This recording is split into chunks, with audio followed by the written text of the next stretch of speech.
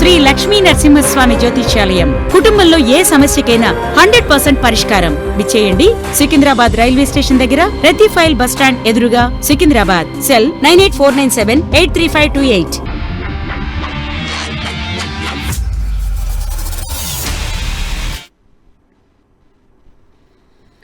Hello నమస్తే, welcome to reality check. Reality చెక్లో ప్రస్తుతం మనతో పాటు జాయిన్ అవుతున్నారు అడ్వకేట్ రజనీ గారు. రజనీ గారు ఇటీవల కాలంలో ఓ పార్టీకి, ఓ వర్గానికి సంబంధించిన సోషల్ మీడియాకు టార్గెట్ అయ్యారు. ఎందుకు టార్గెట్ అయ్యారు, అసలు ఆమె మాట్లాడింది ఏంటి, రియాలిటీ చెక్ చేద్దాం. మాట్లాడింది ఏంటి, బయట జరుగుతున్న ట్రోల్స్ ఏంటి అనే దానిపైన ఈరోజు రియాలిటీ చెక్లో డిస్కస్ చేద్దాం. రజనీ గారు నమస్తే. నమస్తే అండి. రజనీ గారు, అసలు మీరు ఇప్పుడు ఏంటి, జనసేన నాయకురాలు అనాలా, అడ్వకేట్ అనాలా, లేకపోతే అనలిస్ట్ అనాలా, మేధావి అనాలా, మాజీ జనసేన నాయకురాలు అనాలా, ఎలా కాల్ చేయాలి మిమ్మల్ని నేను? అన్ని పేర్లు వద్దులేండి, ఎలాగో జనాలు ట్రోల్ చేస్తున్నారు, హాఫ్ కోట్ అని ఎగతాళి చేస్తున్నారు. కానీ హాఫ్ కోట్ కాదు, ఇది ఒక న్యాయవాద వృత్తి కాబట్టి ఒక న్యాయవాదిగా సంబోధిస్తే బాగుంటుంది సార్. ఓకే, అడ్వకేట్ గా చూస్తాం. మీరు ఇప్పుడు జనసేన పార్టీ ఇంకా మిమ్మల్ని సస్పెండ్ చేయలేదు కదా, చేసిందా? లేదు సార్, సస్పెన్షన్ చేయలేదు, నన్ను రాజీనామా కూడా అడగలేదు సార్. మీరు ఇంకా జనసేన పార్టీ అధికార ప్రతినిధిగా ఉన్నట్టే కదా, మీరు క్లెయిమ్ చేసుకోవట్లేదు కదా, ఆ పార్టీ అయితే మిమ్మల్ని క్లెయిమ్ చేసుకుంటుంది కదా. అలా క్లెయిమ్ చేసుకుంటే నేను ఆ పార్టీని తప్పుల్నే ప్రశ్నిస్తున్నాను కాబట్టి ఖచ్చితంగా నన్ను క్లెయిమ్ చేసుకునే అవకాశం ఉండదేమో అని అనుకుంటున్నాను సార్. కానీ ఎనీవే, ఆ పార్టీ నుంచి సస్పెన్షన్ చేయలేదు, నన్ను రాజీనామా అడగలేదు అనేది అది ఓపెన్ సీక్రెట్ సార్, అది అందరికీ తెలిసిన విషయం. మాట్లాడకుండా ఉండండి అని మాత్రం అన్నారు. ఆఫ్ కోర్స్ సార్, అది చెప్పినారు సార్. మీరు తప్పుని ప్రశ్నించడం కాదమ్మా, కూటమి ధర్మం కదా, కొన్నాళ్ళు కామ్ గా ఉండండి, ఆయన వ్యూహం ఆయనకు ఉంది అని అంటుంటారు సార్. కానీ ఆయన వ్యూహం ఏంటో మనకు తెలియదు కాబట్టి ఈ లోపు కళ్ళ ముందు జరుగుతున్న తప్పుల్ని ప్రశ్నిస్తానే కానీ ఆయనకి ఎప్పుడు నేను వ్యతిరేకం కాను సార్. ఎప్పుడైతే 151 సీట్ల వ్యక్తిని ఎలక్షన్ ముందు అంటే 3 ఏళ్ల ముందే వదులుకొని 2 చోట్ల ఓడిపోయిన వ్యక్తి నా అన్న అని భావించి వచ్చాను కాబట్టి ఈ రోజుకి కూడా నేను ఆ రోజు వచ్చిన రోజు అనుకున్నానంటే ఆయన సీఎం గా చూడాలి, దాంట్లో నా పాత్ర ఉండాలి అని. అది పక్కన ఉండి ఆయన సీఎం గా చేయడంలో నా పాత్ర ఉంటుందా, ఆయనకి దూరంగా ఉన్న ఆయన్ని సీఎం చేయడంలో నా పాత్ర ఉంటుందా, what ever it may be, కానీ నా నిర్విరామ కృషి అయితే మాత్రం ఆయన ఒక స్థాయిలో చూడాలని. మరి అలాంటప్పుడు ఆయన ఎందుకు ప్రశ్నిస్తారు అంటే ఆయనకి నచ్చే గుణం కూడా అదేనండి, నన్ను తప్పు చేసినా ప్రశ్నించాల. అందరూ నాకు భజన చేస్తే నాలో తప్పులు ఎలా తెలుస్తాయి అని నాతో ఆయన 1-to-1 కూర్చున్నప్పుడు నన్ను అడిగారండి. ఆ రోజు నేను అడిగినాను, అన్నా నాతో చాలా తలకాయ నొప్పి, నేను కేసీఆర్, కేటీఆర్, సజ్జనార్ గారినే ప్రశ్నించిన దాన్ని నా కళ్ళ ముందు మీరు తప్పు చేసినా ప్రశ్నిస్తానంటే నువ్వు ఒక్కటి గుర్తు పెట్టుకో రజనీ, నా చుట్టూ ఉండే వాళ్ళు నేను తప్పు చేసినా ఒప్పు చేసినా నా భజన చేస్తారు, ఎందుకంటే నాలో మెప్పు పొందడం కోసం నా నుంచి. కానీ నాలో తప్పుని ప్రశ్నించే వాళ్ళని నేను పరోక్షంగా ప్రత్యక్షంగా దూషిస్తానేమో, లేకపోతే పక్కన పెడతానేమో, కానీ వాళ్ళు నన్ను అన్న ప్రతి మాటని నేను ఆలోచిస్తాను. నన్ను ఎందుకనింది సుగాలి ప్రీతి విషయంలో, లేకపోతే అమరావతి రాజధాని రైతుల విషయంలో ఆ రోజు వ్యతిరేకించినావు కదన్నా, ఈ రోజు ఎందుకు నువ్వు సమర్థిస్తున్నావా, లేకపోతే వ్యతిరేకించలేకపోతున్నావా, ఏంటి నీ ఇబ్బంది ఏంటి అని అడుగుతున్నప్పుడు ఆయన చూసుకున్నట్టు ఉంటదండి. నేను ఎక్కడ ఆయన్ని బూతులు తిట్టను, ఆయన కుటుంబ సభ్యులను నా కళ్ళ ముందు ఎవరైనా తిట్టినా గానీ నేను ఊరుకోనండి. సో అటువంటి పరిస్థితుల్లో నేను అడిగిన ప్రతిదీ సార్, ఈ రోజు ప్రైవేటీకరణ మెడికల్ కాలేజ్ లో అది తప్పు కదా, ఆయన భవన కార్మికుల కోసం, కౌలు రైతుల కోసం కష్టపడిన అతను అలాంటి వ్యక్తులు వెళ్లే హాస్పిటలే గవర్నమెంట్ హాస్పిటల్స్, అలాంటి హాస్పిటల్స్ ప్రైవేటీకరణ చేసి సాధారణ పౌరులకి వైద్యం కూడా కార్పొరేట్ వ్యవస్థలో అందించడానికి ఖచ్చితంగా పవన్ కళ్యాణ్ గారు ఊరుకోరండి. ఉద్దానం వెళ్లి కిడ్నీ బాధితుల గురించే ఆలోచించిన నా అన్న ఖచ్చితంగా దీన్ని వ్యతిరేకిస్తాడు. కానీ పరిస్థితి ఏంటంటే వ్యతిరేకించలేని పరిస్థితి, అలా అని కూడా సమర్థించలేదండి. మనం గమనించాలి, ఎక్కడ కూడా సమర్థించట్ల, ఇంకా భూములు ఇవ్వండి అని రైతులు అడగట్లా, కానీ ఇవ్వద్దు అని కూడా చెప్పట్లా. అటువంటిప్పుడు పవన్ కళ్యాణ్ సమర్థించినప్పుడు పవన్ కళ్యాణ్ విమర్శించడాన్ని మీరు ఎలా సమర్థించుకుంటారు? మీరు ఎందుకు విమర్శిస్తారు? ఆయన సమర్థించట్లేదు కదా, కూటమిలో ఉండి ఇప్పటికిప్పుడు ప్రశ్నించి బయటకు వచ్చి ఏం చేస్తారు ఆయన? ఎగ్జాక్ట్లీ సార్, కూటమిలో ఉండి ఆయన బయటకు వచ్చి ఏమీ చేయలేరు, కానీ అలాంటివి ప్రశ్నించకపోవడం అనేది చాలా తప్పు అని ఆయనే మాకు నేర్పించిన విద్య. 2014-19లో ఆయన దగ్గరుండి గెలిపించినటువంటి టీడీపీని ఆయనే దగ్గరుండి ఆ ప్రభుత్వం అప్పుడు పడిపోవడంలో కూడా ఆయన పాత్ర ఉండుండొచ్చు. ఆయన అప్పుడు ప్రశ్నించినారు, ఇప్పుడు ఎందుకు ప్రశ్నించలేకపోతున్నారు అంటే అప్పట్లో ఆయన పవర్ లోకి రాలా, పదవి తీసుకోలే, ఇప్పుడు పవర్ లోకి వచ్చే పదవి తీసుకున్నారు. ఒకవేళ పవర్ టేస్ట్ చేసిన పవన్ కళ్యాణ్ మారిపోయాడంటే నేను, కానీ ఏదో ఇబ్బంది ఉంది అడగడంలో, అడగలేకపోతున్నాడు, నలిగిపోతున్నాడు. మనిషి కూడా మనిషి కూడా సార్ 76 ఏళ్ల వ్యక్తి చాలా ఉత్సాహంగా ఉంటే నాన్న మాత్రం గడ్డం పెంచుకొని అన్ని చోట్ల దగ్గుతూ నీరసంగా ఒంటి నిండా చెమటతో ఎప్పుడు ఆయన ముఖం ఏదో ఒక కోల్పోయిన ముఖంతోనే కనిపిస్తుంది. మొన్నటి రోజు ఆంధ్ర యూనివర్సిటీలో ఓపెన్ గా చెప్తున్నారు నేను పని చేయలేకపోతే నాలో సమర్థత లేదని మీకు అనిపిస్తే నన్ను పక్కన పడేయండి అన్నారు. ఏ పొలిటికల్ లీడరు అనని మాట.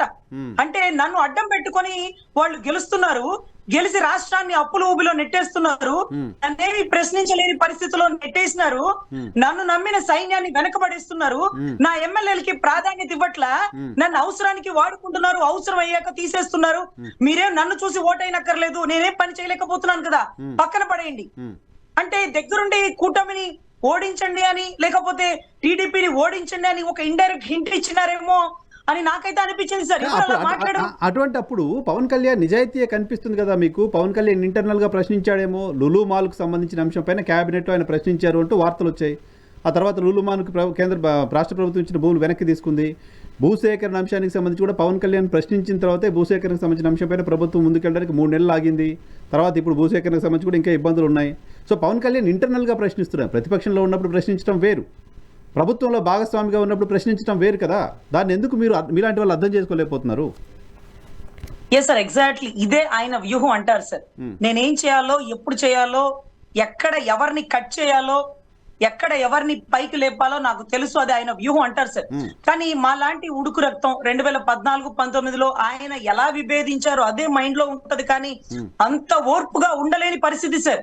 ఆయన ఏ ఏజ్ నుంచి దాటి ఏ ఏజ్ వచ్చాడో మేము ఆ ఏజ్ లో ఉన్న వాళ్ళం సార్. ఈ రోజు ఆయనంత గొప్పగా విఘ్నతగా దూరదృష్టితో ఆలోచించలేని పరిస్థితిలో ఉన్నప్పటికీ ఆయన ఎక్కడా విభేదించాం సార్. నాన్న ప్రశ్నించలేకపోతున్నాడు అంటామే కానీ సమర్థించడు ఎప్పుడు కూడా. కానీ మీరు అలా ఆలోచించవచ్చు కదంటే నాకు ఇంకా అంత వయసు రాలేదు సార్. ఆయన అయితే ఉడుకు రక్తంతో కాంగ్రెస్ ని విభేదించి వాళ్ళన్నతో కూడా కలిసి ప్రయాణం చేయకుండా బయటకు వచ్చి ప్రజారాజ్యం ఇబ్బందిలో ఉన్నప్పుడు కూడా యువరాజ్యం పెట్టి అక్కడి నుంచి జనసేన పెట్టి అప్పుడు కూడా మీలాంటి సలహాదారుడు ఇంత గొప్ప స్థాయి ఇచ్చి కాంగ్రెస్ లో ఉండి ఏదో ఒక పదవి తీసుకొని వాళ్ళన్న కేబినెట్ లో ఇచ్చినప్పుడు ఇతనికి ఎమ్మెల్సీ ఇచ్చి మినిస్టర్ ఇచ్చి ఉండేవాళ్ళు, ఇతని దగ్గరుండి ప్రోత్సహించే వాళ్ళు. అప్పుడు ఎందుకు తీసుకోవాలా? అప్పుడు తీసుకొని ఉంటే ఉద్దానం కిడ్నీ బాధితుల సమస్యలు చట్టబెట్టేవాళ్ళు, రోడ్లు వేయించేవాళ్ళు, పని చేసేవాళ్ళు. కానీ అప్పుడున్న ఉడుకు రక్తం తప్పుని ప్రశ్నించాలి. వన్ థింగ్, అదే ప్రశ్న జగన్ గారు, అదే ప్రశ్న పవన్ గారు కాంగ్రెస్ తో విభేదించారు ఇద్దరు.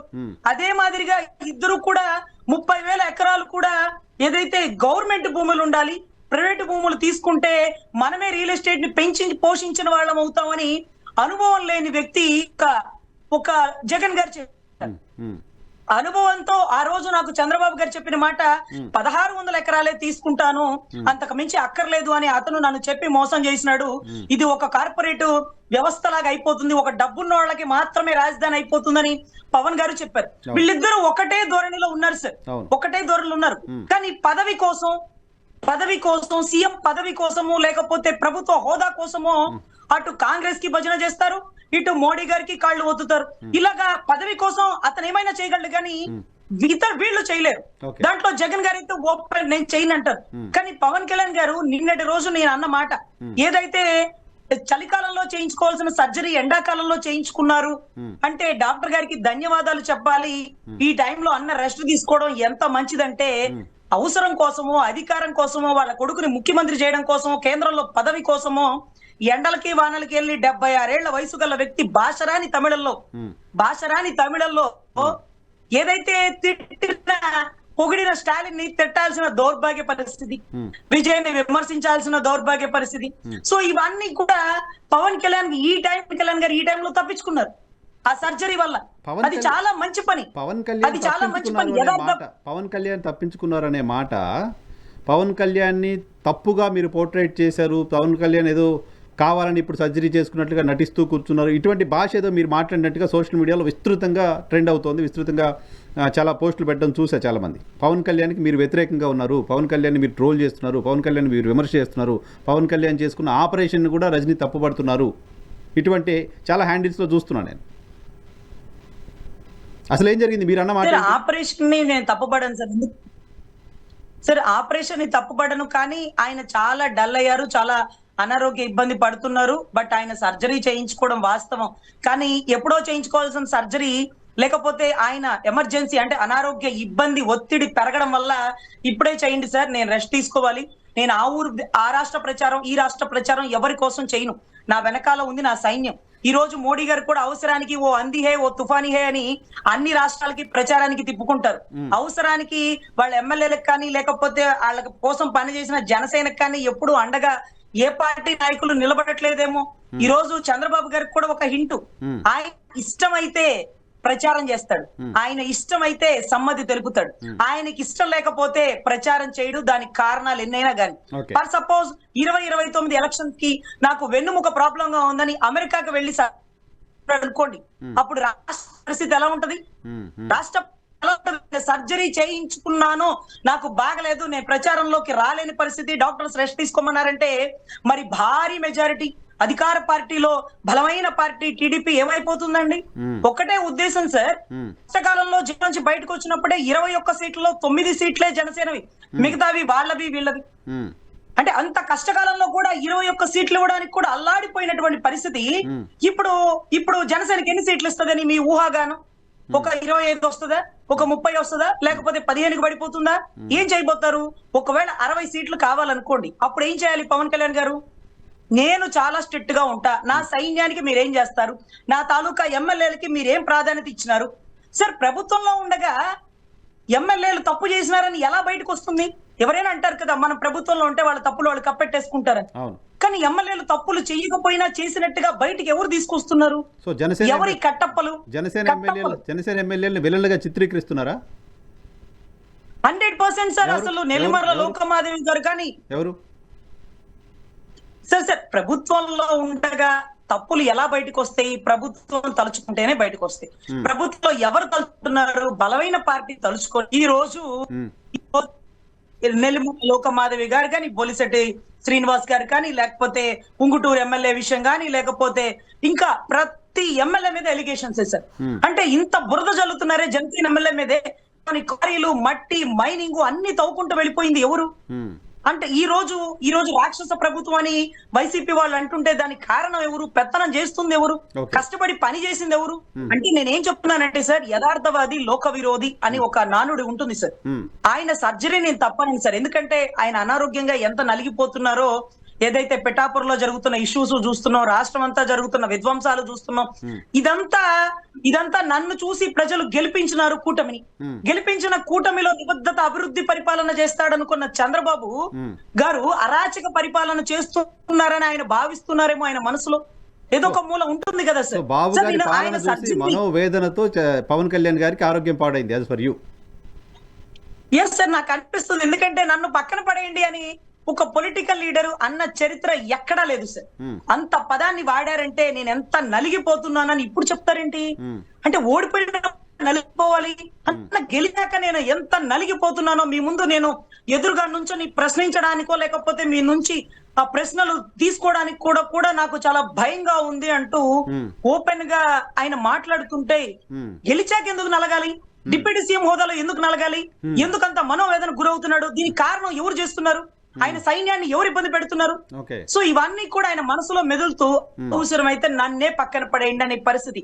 సో బలమైన టీడీపీ తెలుసుకోవాల్సింది ఏంటంటే, పవన్ కళ్యాణ్ గారు పక్కన ఉంటేనే మన గెలుపు, పవన్ కళ్యాణ్ గారు సంతృప్తిగా ఉంటేనే పవన్ కళ్యాణ్ గారు మన గెలుపుకి కారణం అవుతారు. పక్కనుండగానే గెలుపు కూడా కాదు సార్. ఆయన సంతృప్తిగా ఉండాలి, ఆయన కోసం పనిచేసిన సైన్యం సంతృప్తిగా ఉండాలి, అప్పుడు మాత్రమే గెలుపు. ఇవాళ బీజేపీ ప్రచారానికి రమ్మంటే ఇబ్బంది పడుతున్నాను, నేను రాలేని పరిస్థితుల్లో ఉన్నానని చెప్పిన వ్యక్తి రేపు గనక ఇలాగే కబ్జాలు చేసుకుంటూ అప్పులు చేసుకుంటూ పోతే, రేపు కూటమి ప్రచారానికి రమ్మన్నప్పుడు కూడా నాకు బాగలేదు అంటే మీ పరిస్థితి గాల్లో లేపి పక్కనేస్తాడు జగన్ అనే విషయం మీకు తెలుసు కదా. మీకు తెలుసు కదా, పవన్ కళ్యాణ్ గారు అడ్డు తొలగితే మీ పరిస్థితి ఏంటో మీకు తెలుసు కదా. అలాంటి పవన్ కళ్యాణ్ గారిని ఎందుకు అసంతృప్తిగా ఉంచుతున్నారు? ఎందుకు ఆయన నేను నలిగిపోతున్నానని కష్టపడి మేము గెలిపించి డిప్యూటీ సీఎం హోదాలో కూర్చోబెడితే ఇప్పుడు ఎందుకు నలిగిపోతున్నాడు? దానికి కారణం ఎవరు అనేది ప్రశ్నార్థకం సార్. ఈ రోజు అన్న బాగుండాలి, ఆరోగ్యంగా ఉండాలి, బయటికి రావాలి, ఆయన కష్టపడి ఆయన గెలిపించుకున్న సైన్యాన్ని కాపాడాలి, మా సమస్యలు ఆయనకి చెప్పుకోవాలని ఎదురు చూస్తున్న సైన్యాన్ని ఆయన బాగుండాలని కోరుకుంటారు సార్. కానీ ఆయన తలుచుకుంటే ప్రచారం చేయగలడు, ఆయన వద్దు అనుకుంటే మంకు పట్టి కూర్చోగలడు. అద్భుతమైన మద్రాసు తమిళనాడు భాష మాట్లాడగలడు ఆయన. అక్కడ ఏదైతే చెన్నైలో ఉండి పెరిగినారు కదా, సిటీ ఇండస్ట్రీ అక్కడ కదా, ఆయనకి చాలా పరిచయాలు ఉంటాయి. కానీ ఆయన అవసరమైన ప్రచారానికి వెళ్ళినప్పుడు చక్కగా ఎంతో మందిని గ్యాదర్ చేసుకుని ప్రచారం చేసినారు. కానీ ఇప్పుడు ప్రచారం చక్కగా తమిళనాడులో చేయగలరు. టీడీపీపై అసంతృప్తితోటే తమిళనాడు ఎన్నికల క్యాంపెయిన్ కి పవన్ కళ్యాణ్ వెళ్ళలేదు అనుకుంటున్నారా? సార్ టీడీపీతో అసంతృప్తి అని కాదు సార్, నాకు తెలిసి కూటమితో అంటే బీజేపీతో ఉన్నారో చంద్రబాబు గారితో ఉన్నారో నాకు తెలియదు, కానీ ఆయన వెళ్ళాలి అనుకుంటే ఓపిక లేకపోయినా లేచి వెళ్లేవాళ్ళు సార్. ఆయన వెళ్ళకూడదు అని అనుకున్నారేమోనని నా భావన, కానీ సర్జరీ అబద్ధం అని నేను చెప్పను సార్. ఎందుకంటే చాలా అనారోగ్య ఇబ్బంది పడుతున్నారని ఆయన ముఖం చూసిన ప్రతి ఒక్కడు చెప్పగలడు సార్. కానీ ఆయన్ని ఆటాడిస్తున్న టీడీపీని ఆయన సైన్యాన్ని ఇబ్బంది పెడుతున్నటువంటి బలమైన పార్టీ అని చెప్పుకుంటున్న టీడీపీని నేనుంటేనే మీకు బలం, నేను పక్కకి తప్పుకుంటే మీరు బలహీనం, నేను అలా ఇలా తప్పుకున్నానంటే జగన్ డైరెక్ట్ అటాక్ మీ మీదే, ఈ రోజు నాకు బాగలేదని శత్రువు అంటే చెల్లి గొడ్డలి అని పవన్ కళ్యాణ్ గారు ఎన్ని మాట్లాడినా ఈ రోజు జగన్ గారు ఆయన తొందరగా కోలుకోవాలని అనుకున్నారు. అదే మాదిరిగా జగన్ గారి గురించి నేను ఎన్ని చోట్ల విమర్శించను అని పవన్ కళ్యాణ్ గారు కూడా 2-3 స్టేట్మెంట్ లో చెప్పారు. వాళ్ళిద్దరూ ఒక క్లారిటీలో ఉన్నారనుకోండి, అప్పుడు బలమైన పార్టీ ఎటు వెళ్ళిపోతుంది చెప్పండి. పార్టీ ఓకే, మీరు పర్టికులర్ గా కూటమిలో జనసేన కార్యకర్తలు, జన సైనికులు, పవన్ కళ్యాణ్ అభిమానించే వాళ్ళు, పవన్ కళ్యాణ్ ముఖ్యమంత్రి కావాలనుకునే వాళ్ళు ఇబ్బందులు పడుతున్నారని చెప్తున్నారు. కానీ పవన్ కళ్యాణ్ సర్జరీ గురించి మీరు చేసిన వ్యాఖ్య చాలా మంది జనసేన పార్టీకి సంబంధించిన వాళ్ళకు కోపం తెచ్చినట్టుంది. విస్తృతంగా జనసేన పార్టీ పేరుతో మీకు వ్యతిరేకంగా ట్రోల్స్ చూస్తున్నాం. జనసేన చేస్తున్న ట్రోల్స్ గా చూస్తున్నారా, ఇంకెవరైనా చేపించారనుకుంటున్నారా? సార్ టీడీపీ కోవర్ట్లు ఉంటారు సార్, కొంతమంది వాళ్ళ దగ్గరుండి జనసేనతో చేయిస్తారు సార్. నేనేమనుకుంటున్నానంటే ఏది ఏమైనా గానీ నా ఉద్దేశం అందాల్సినటువంటి టీడీపీకి అందింది. ఆయన చెయ్యాలనుకుంటే చేస్తాడు, చెయ్యడు అనుకుంటే 2014-19 లాగా మంకు పట్టి కూర్చున్నాడు, గాల్లో లేపుతారు. ఈసారి అడ్రస్ కూడా గల్లంత అయిపోతుంది. ఒళ్ళు దగ్గర పెట్టుకొని నా సైన్యాన్ని, నా ఎమ్మెల్యేల్ని, నన్ను సంతృప్తి పరిస్తేనే నేను ప్రచారం చేయగలను, లేకపోతే నాకు బాగలేదంట, అప్పుడేంటి మీ పరిస్థితి అనే విషయాన్ని అందాల్సిన వాళ్ళకి అందిందండి. కాకపోతే గొప్ప ఆలోచించలేని వాళ్ళకి నేను అన్నానేమో అనుకుంటారు. కానీ ఈ రోజుకి సార్ నా ఇంట్లో ఒక 10 అడుగుల పవన్ కళ్యాణ్ గారి ఫ్లెక్సీ ఉంటది. చాలా మంది వైసీపీ వాళ్ళు ఇంకొకళ్ళు కేసులు ఇవ్వడానికి వచ్చినప్పుడు ఇంకా కూడా మీరు పవన్ కళ్యాణ్ గారి ఫ్లెక్సీ తీయలేదా అంటే, ఎందుకు తీస్తాను సార్, నా అన్న నా రక్తం, ఏదో ఒక రోజు ఆయన సీఎం అవ్వాలి, ఆ అయ్యే దాంట్లో నా పాత్ర ఉండాలనే అంటాను సార్. కాకపోతే మాట ఎందుకు ఇంత కఠినంగా ఉంటుంది అంటే అది అందాల్సిన వాళ్ళకి అందింది. వెళ్ళి భాష రాని చోట స్టాలిన్ ని తిట్టిన వ్యక్తి పొగడడం, పొడిగిన వ్యక్తి తిట్టడం. ఈ రోజు ఆయన వెస్ట్ బెంగాల్ కూడా వెళ్లి ప్రచారం చేపించుండేవాళ్ళండి ఆయన ఆరోగ్యంగా ఉండుంటే. అక్కడ మమతా బెనర్జీ గారిని తిట్టాలి. కేరళలో పినరయ్ విజయ్ గారు అంటే కమ్యూనిస్ట్, ఆయనకి పవన్ కళ్యాణ్ గారు అంటే చాలా అభిమానం అండి. నన్ను జస్టిస్ గోపాల్ గౌడ్ గారు అక్కడికి తీసుకువెళ్ళినప్పుడు పవన్ కళ్యాణ్ అంటే ఒక కమ్యూనిస్ట్ లీడర్ అని చెప్పుకోవాలి అని అనిపిస్తుంది అని డైరెక్ట్ గా ముఖ్యమంత్రి అన్నారు. అటువంటి దగ్గరికి వెళ్లి బీజేపీని పొగడడం అనేది ఆయనకు కొంచెం ఇబ్బంది ఉండొచ్చు.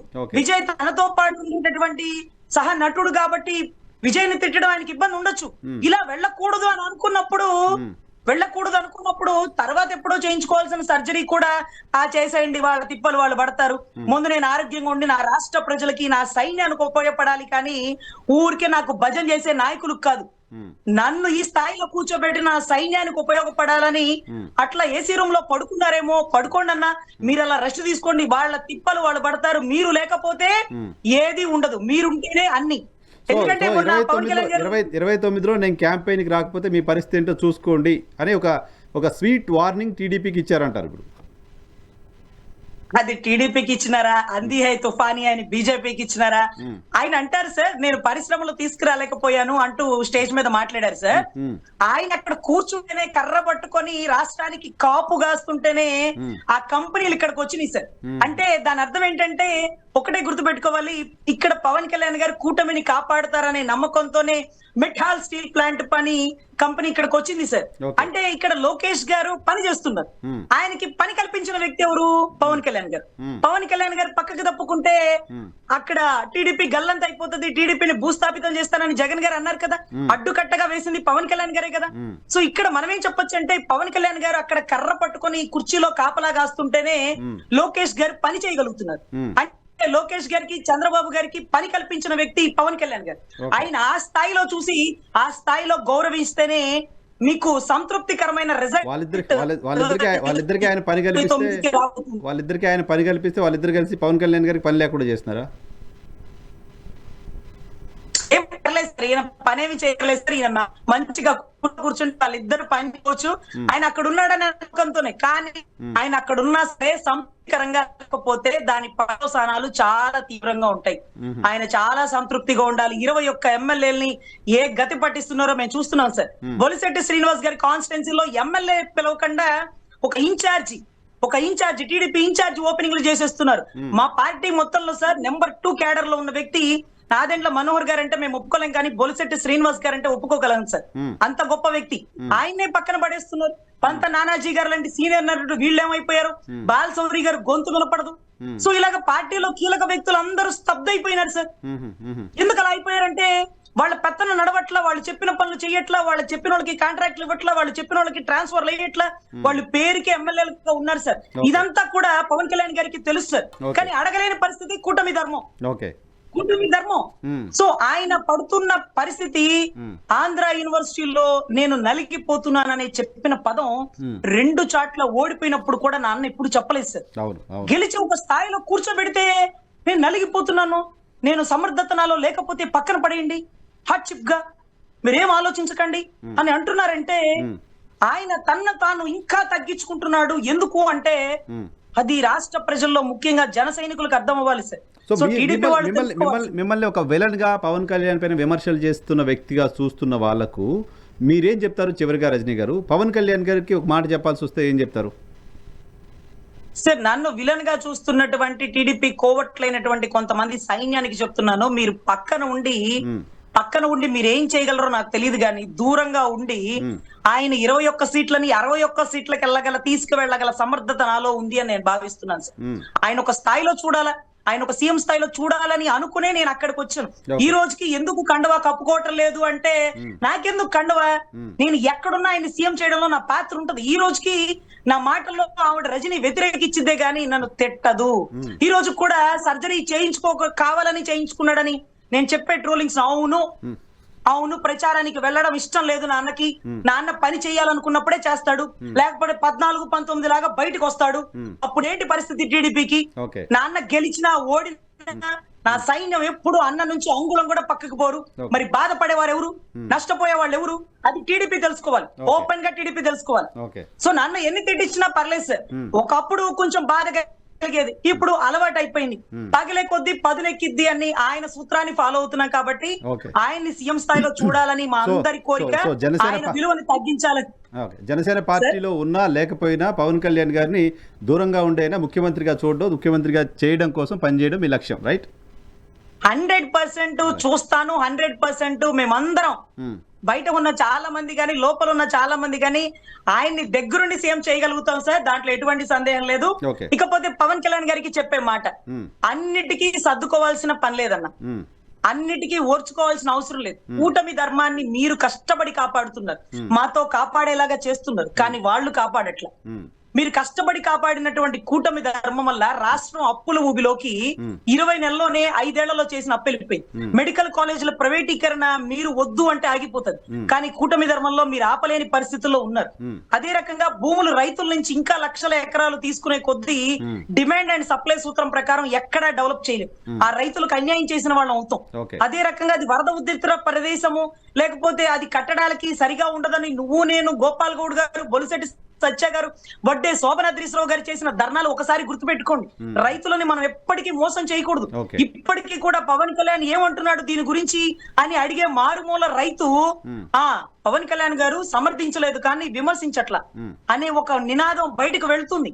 ఆయన ఏమంటున్నారు అంటే ఆయన ఏదంటే అదే ధర్మం అని రైతులు భావిస్తున్నారు. కానీ ఇప్పుడు ఎందుకు ఆయన ఏమీ అనలేకపోతున్నారు? అతని మీద ఉండే నమ్మకంతో భూములు ఇవ్వాలనుకున్న వాళ్ళు అతనేమీ చెప్పట్లేదు కదా అని ఆలోచిస్తున్నారు. 2వ విడత భూములు చేసుకుని రైతులను ఇంకా మోసం చేయాలనుకున్న గారి కార్పొరేట్ వ్యవస్థ నుంచి మీరు ప్రశ్నించడం బిగించేయండి అన్నా, ఇంకా 3 ఏళ్లలో రాష్ట్రాన్ని అప్పుల ఊబిలో పెట్టడం, తాకట్టు పెట్టడం, తగలబెట్టేయడం లాంటివి జరిగిపోతాయి. కాబట్టి మీరు ప్రశ్నించాల్సిన సమయం వచ్చినప్పుడు కూటమిలో ఉన్నా ప్రశ్నించండి. మీ వల్లే లూలు మాల్ వెనక్కి వెళ్ళిపోయిందని రాష్ట్రం మొత్తానికి తెలుసు. మీ వల్లే కొన్ని పరిశ్రమలు ఆగిపోతున్నాయని అందరికీ తెలుసు. కానీ ఇంకా కూడా మీరు ముందుకు రావాలి. కూటమి ధర్మం అంటే టీడీపీ ఏది చెప్తే అదే వినాల్సిన పనిలే. టీడీపీ చేస్తున్న తప్పుని పరిస్థితులు బాగలేనప్పుడు మేము ప్రశ్నిస్తున్నామని కూడా మీరు ముందుకు వెళ్ళాలని కోరుకుంటున్నాం. కూటమి ధర్మం అంటే టీడీపీ ధర్మం కాదు, కూటమి ధర్మం అంటే 3 పార్టీల ధర్మం, అంతే కదా? కూటమి ధర్మం అంటే ధర్మమే సార్, 3 పార్టీల్లో కాదు. తప్పు ఎవరు చేసినా తప్పే. ఇప్పుడు ఒకటి సార్, దుర్యోధనుడు పక్కన కర్ణుడు ఉంటాడు సార్. కర్ణుడు అంటే అందరికి ఇష్టం సార్, చాలా దానాలు చేసిన వ్యక్తి, తన ప్రాణం పోతుందన్న దానం చేసిన వ్యక్తి. కానీ కర్ణుడు ఎందుకు పతనం అయిపోయాడు సార్? ఒక లాజిక్ చెప్పండి. రాంగ్ సైడ్ ఉన్నాడు. ఎందుకు పతనం అయిపోయాడు అంటే కేవలం దుర్యోధనుడు పక్కన ఉండబట్టే కర్ణుడు పతనం అయిపోయాడు. కృష్ణుడు అదే అడుగుతాడు, నేను అంత గొప్పవాడిని కదా, నాకెందుకు ఈ కర్మ అంటే, అర్రే కర్ణ నువ్వు ఎక్కడ ఉన్నావు? దుర్యోధనుడు పక్కన ఉన్నావు. సో నువ్వు విడిగా ఉండుంటే నీ బలం గొప్పది. అసలు నిన్ను ఎదుర్కోగల దమ్ము ధైర్యం అర్జునుడు కూడా లేదు కర్ణ. కానీ నువ్వు దుర్యోధనుడు పక్కన ఉండి కళ్ళ ముందు జరుగుతున్న తప్పుని ప్రశ్నించలేకపోయావు. చూడు, ప్రశ్నించలేకపోయాడు. ఆ కారణంతో నువ్వు పతనం అయిపోయావు కర్ణ. లేకపోతే నీతో యుద్ధం చేయగల సమర్థత ఎవ్వరికి కూడా లేదు, నాతో సహా. నీ జన్మ అంత గొప్పది, సూర్యుడు శక్తి నుంచి పుట్టిన వాడివి కర్ణ అంటూ కర్ణుడిని పొగుడుతున్నాడా? లేకపోతే కర్ణుడు దుర్యోధనుడి వలలో ఉండి తప్పుని ఎందుకు ప్రశ్నించలేకపోయాను అనే పరిస్థితిలో ఉన్నాడా అనేది ఇక్కడ గౌరవ పవన్ కళ్యాణ్ గారికి వర్తిస్తుంది సార్. ఆయన చాలా గొప్పవాడు సార్, ఆయన చాలా గొప్పవాడు, చాలా దానకర్ణుడు, ఇంకోటి. కానీ పక్కన ఉన్నటువంటి వ్యక్తి వల్ల ఆయన విలువ తగ్గుతుందని ఆయన అభిమానులుగా మా లాంటి వాళ్ళ భావన సార్. అంతకు మించి ఆయన తప్పు పట్టింది ఆయన వేలెత్తి చూపేది. పక్కన ఆయన పేరు చెప్పడానికి ఏమైనా ఆబ్లిగేషనా? పోనీలేండి, ఎందుకులేండి, ఆ పేర్లు రాష్ట్రం మొత్తానికి. చివరిగా ఆయన పక్కనున్న తెలుగుదేశం పార్టీకి సంబంధించిన కోవర్టులు ఆయన తప్పుదారి పట్టిస్తున్నారో, లేకపోతే ఆయనకి సమాచారం రానియట్లేదో, ఇంకేదో మీరు చెప్తున్నారు కదా. మీలాంటి వాళ్ళు వైసీపీ కోవర్ట్లుగా ఉండి పవన్ కళ్యాణ్ పైన ఏదో ప్రేమ నటిస్తూ, పవన్ కళ్యాణ్ పైన ఏదో అభిమానం నటిస్తూ పవన్ కళ్యాణ్కి నష్టం చేస్తున్నారు అని అనుకునే వాళ్ళకి ఏం చెప్తారు సార్? పవన్ కళ్యాణ్ గారికి ప్రశ్నిస్తే నష్టం జరుగుతుందని మీరు భావిస్తే 14-19లో ప్రశ్నించిన పవన్ కళ్యాణ్ ఒక్కసారి ఊహించుకోండి. ప్రశ్నిస్తేనే పవన్ కళ్యాణ్ గారికి నష్టం జరుగుతుందా? ప్రశ్నిస్తేనే పవన్ కళ్యాణ్ గారికి నష్టం జరుగుతుందా? ఆయన చెప్పిన విద్య కదా, నన్నైనా ప్రశ్నించండి, నేను తప్పు చేస్తే ప్రశ్నించండి, నాలో తప్పుల్ని ఎవరో ఒకళ్ళు ఎత్తి చూపిస్తేనే కదా నాకు తెలిసేది, నేను తెలుసుకునేది అని ఆయన అడిగి 1-to-1 కూర్చున్నప్పుడు నాకు చెప్పిన మాట ఈ రోజుకి నాకు గుర్తుంది సార్. తప్పుని ప్రశ్నిస్తే పవన్ కళ్యాణ్ గారికి శత్రువులా అయిపోతాను. నాన్న తప్పు చేస్తుంటే, అన్నా ఇది కరెక్ట్ కాదన్నా, ఇలా వెళ్తే సైన్యం చాలా ఇబ్బంది పడుతుంది, నువ్వు అతను చెప్పిన దానికల్లా తానా అంటే తందాన ఆడద్దన్నా, నీకేం అక్కర్లేదు, మేమున్నా నీ వెనకాల, నీ వెనకాల మేము ఉన్నాం కాబట్టే అతను నీకు డిప్యూటీ సీఎం హోదా ఇచ్చినాడు, నువ్వెక్కడ తగ్గద్దు, నువ్వు నీలాగా ఉండు, మమ్మల్ని లాగా ఉండనివ్వు అనేది మా వాదన. కానీ ఆయన ఎప్పుడు తగ్గించాం, ఆయన ఎప్పుడు బూతులు తిట్టాం, ఏ పార్టీలోకి వెళ్ళం, గుర్తుపెట్టుకోండి. ఆయన్ని సీఎం చేయాలే కానీ సగం సైన్యం వచ్చి వెళ్ళిపోయిన వాళ్ళు కూడా వచ్చి ఆయన వెనకాల నుంచుంటారు సార్. 29 ఆయన సీఎం చేయాలని మనస్ఫూర్తిగా కూటమి ధర్మాన్ని కాపాడుతాడు కాబట్టి కాపాడే కర్ణుడు లాంటి వ్యక్తిని గొప్ప స్థాయిలో కూర్చోబెట్టాలని మేము కోరుకుంటున్నాం sir. Right madam, thank you very much Rajni గారు, మాకోసం సమయం ఇచ్చినందుకు. ఇది రజనీ గారితో స్పెషల్ రియాలిటీ చెక్ చూస్తున్నటువంటి